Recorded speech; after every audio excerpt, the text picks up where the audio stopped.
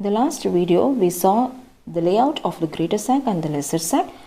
In this video we will discuss about the different compartments of the peritoneal cavity, which is formed by the reflection of the peritoneum over the viscera and due to the presence of the different ligaments of the viscera. Male and female peritoneal cavity are slightly different. Male peritoneal cavity is a closed serous sac, while the female peritoneal cavity is an open serous sac because through the uterine tubes and the vagina, the female peritoneal cavity or the serous sac communicates with the exterior, that is, it communicates with the external aspect of the abdominal cavity. That is why the peritoneal cavity in females is an open serous sac.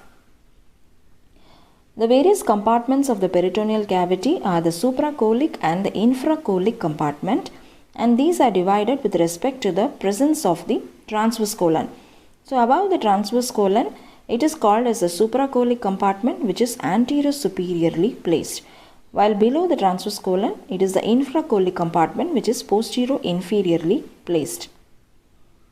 The supracholic compartment is present below the diaphragm and above the transverse colon. So hence it is also called as the subphrenic spaces. Subphrenic means below diaphragm, phrenic means diaphragm.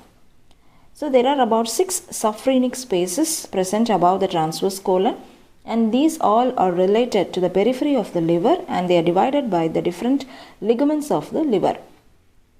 There are 3 spaces on the right side and 3 on the left side. So on the right side, it is the right anterior intraperitoneal space, right posterior intraperitoneal space, right extraperitoneal space. On the left side also there are 3 spaces. They are the left anterior intraperitoneal space, left posterior intraperitoneal space and left extraperitoneal space. Hence, in supracholic compartment there are 6 subphrenic spaces. Let's talk about the ligaments of the liver. We know that the falciform ligament of the liver is a reflection from the parietal peritoneum of the anterior abdominal wall that gets attached to the midline of the anterior superior surface of the liver.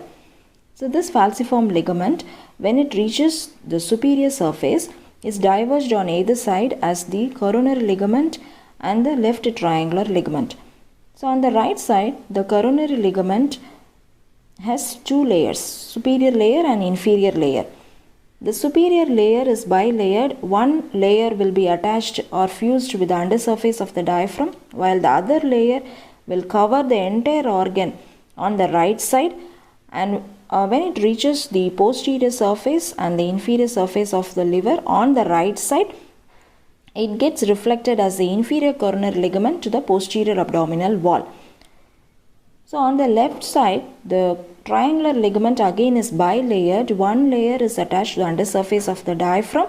The other layer covers the entire organ on the left side or the left lobe of the liver. So due to this reflection of the ligaments of the liver, on the right side, there is a space between the superior layer of the coronary ligament and inferior layer of coronary ligament, which is not covered by peritoneum. So this part of the liver, which is not covered by the peritoneum on the posterior surface of the right side of the liver, is called as the bare area of the liver. So with this knowledge about the ligaments of the liver, let's see about the different subphrenic spaces. So this is the sagittal section of the upper part of the abdominal cavity seen on the right side, and we are able to see the right part of the liver covered by the coronary ligament forming its superior and the inferior layer. The inferior layer of the coronary ligament is reflected back on the posterior abdominal wall to cover the upper pole and the anterior surface of the right kidney. Now there is one space formed anteriorly, one formed posteriorly. These are the intraperitoneal spaces, while there is one more space formed on the right side, which is extraperitoneal in position. The right anterior intraperitoneal compartment is bounded anteriorly by the undersurface of the diaphragm and the anterior abdominal wall, and posteriorly it is formed by the peritoneum covering the anterior surface of the liver, superiorly bounded by the superior layer of the coronary ligament. What happens on the right side? It communicates with the right posterior intraperitoneal compartment. So it goes posteriorly and communicates with it, and below it is an open space See, on the left side, it is bounded by the falciform ligament. So these are the boundaries of the right anterior intraperitoneal compartment, which is placed anterior to the right side of the liver.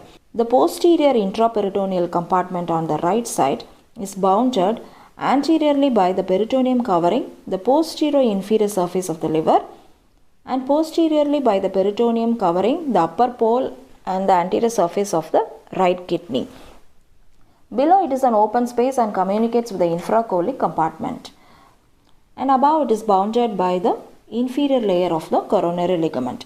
This pouch is a deeper pouch or the deepest pouch in the body, also called as hepatorenal pouch, because it is formed between the liver and the right kidney. It is also called as Morrison's pouch, named after the inventor. So this Morrison's pouch is the most dependent pouch in the supine position of the individual. So this is about the Morrison's pouch. So one more space is the right extraperitoneal space, bare area of the liver, which is bounded anteriorly by the superior layer of the coronary ligament, posteriorly by the inferior layer of the coronary ligament, and on the left side by the inferior vena cava. On the right side, there will be fusion of the superior and the inferior layer of the coronary ligament, forming the right triangular ligament.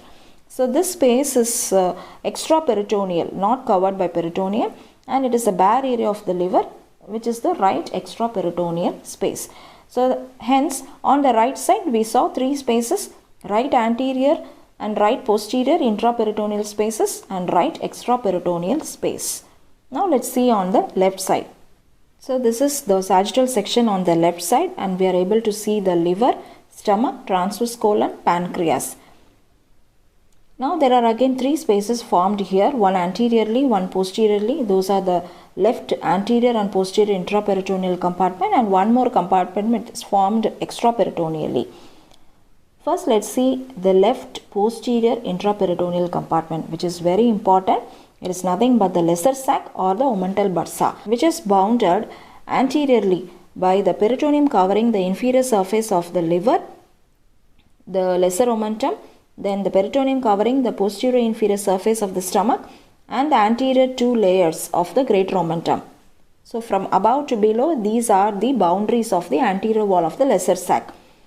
Posteriorly, from below to above, it is bounded by the posterior two layers of the greater omentum and the peritoneum covering the transverse colon, transverse mesocolon, which extends to the anterior border of the pancreas, then also covers the left kidney, anterior surface of the left kidney and the upper pole of the left kidney.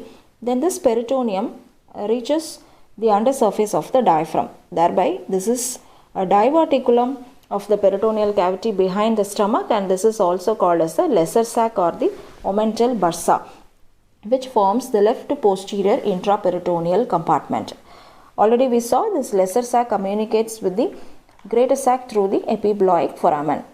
Now the left anterior intraperitoneal compartment is bounded anteriorly by the anterior abdominal wall, posteriorly by the peritoneum covering the liver, above by the left triangular ligament, and on the right side we know that it is a falciform ligament.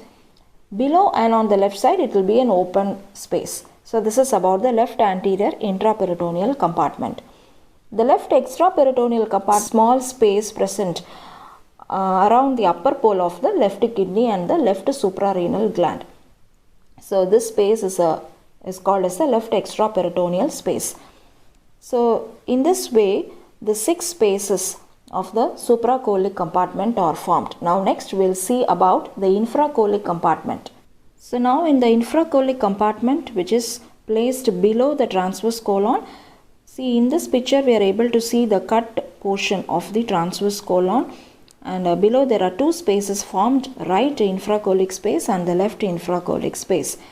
So on the right side, the right infracolic space is a triangular space where the apex is directed downwards. It is placed just to the right of the ascending colon. On the left side, it is a quadrangular shaped space which is placed to the left side of the descending colon, and it is open below with the pelvic cavity. So in this way, the 2 infracolic spaces are formed below the transverse colon. Lastly, talking about the clinical anatomy of the peritoneum. The peritoneum may get infected when the infection spreads from the interior of the gastrointestinal tract, from the gallbladder, or from the anterior abdominal wall. In case of females, it may also spread through the uterine tubes. So in such a condition, the peritoneal fluid gets infected, which tends to collect in any of the subphrenic spaces. This infected peritoneal fluid from the subphrenic space may also spread to the pleural space via the diaphragmatic lymph vessels. So to avoid this, when a patient is detected with peritoneal infection, the patient is asked to sit in 45-degree angle so that the infected peritoneal fluid tends to collect in any of the pouches formed by the peritoneum. Below the pelvic brim in females, between the rectum and the uterus, the recto-uterine pouch or Douglas pouch is formed, which is the most dependent pouch. So generally the pouches of peritoneum or cul-de-sac, which is closed below. Fluid in the Douglas pouch is collected produced by the ruptured ovarian cyst, ruptured ectopic pregnancy, or it may be due to any inflammatory debris in the pelvic area. Ultrasound will detect such a collection, and that can be drained either through the rectum or through the posterior fornix of the vagina. So such procedure is called as posterior colpotomy. Similarly, the hepatorenal pouch is again a dependent pouch of the upper abdominal cavity in the supine position.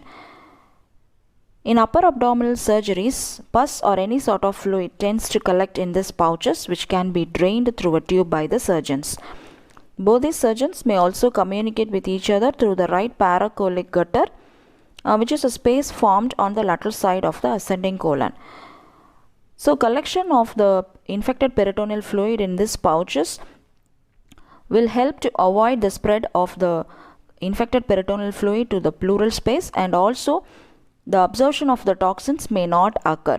So hence these pouches are helpful in this way. Also it paves way for easy drainage of the infected peritoneal fluid. Ascites is a condition where there is excess accumulation of the peritoneal fluid. Normally the peritoneal fluid is around 25 to 50 ml. If the volume increases, then that condition is called as ascites. Liver cirrhosis, heart failure, tuberculosis, pancreatitis or the sum of the causes which causes ascites.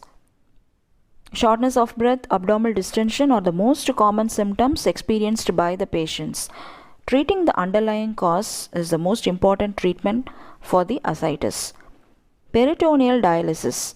So this is a procedure carried out in acute renal insufficiency. Peritoneal membrane is a semi-permeable membrane which allows bidirectional transfer of the substances across them. So using this property, the peritoneal dialysis is carried out where water solution or dialysate is being introduced through the catheter into the peritoneal cavity. So this dialysate absorbs the waste products across the membrane, which then can be drained out through the tube. So this procedure is only called as peritoneal dialysis. Peritonitis is the inflammation of the peritoneal membrane. It may develop as a complication of liver disease, kidney disease, or any sort of perforation occurring in the abdominal cavity. Mostly it may occur due to peritoneal dialysis. So the peritoneal dialysis being the most common cause for the occurrence of the peritonitis. Peritonitis needs prompt medical attention with antibiotics, or even surgery may be carried out because it is life-threatening.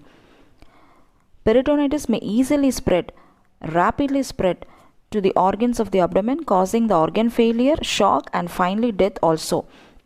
Hence, peritonitis is an emergency which has to be necessarily intervened. Peritoneal adhesions. Any disturbance in the relationship between the visceral and the parietal peritoneum may cause this peritoneal adhesion. Mostly it occurs after abdominal surgeries, and it becomes an inevitable complication after the abdominal surgeries. This is a major cause for the intestinal obstruction. In females, it may also affect the fallopian tube, ovaries, which interferes with the pregnancy. So the peritoneal adhesions can be removed by surgeries. Other uncommon conditions of the peritoneum being the mesothelioma, carcinomatosis, pseudomyxoma peritonei, and many other conditions has been come across in the clinical practice.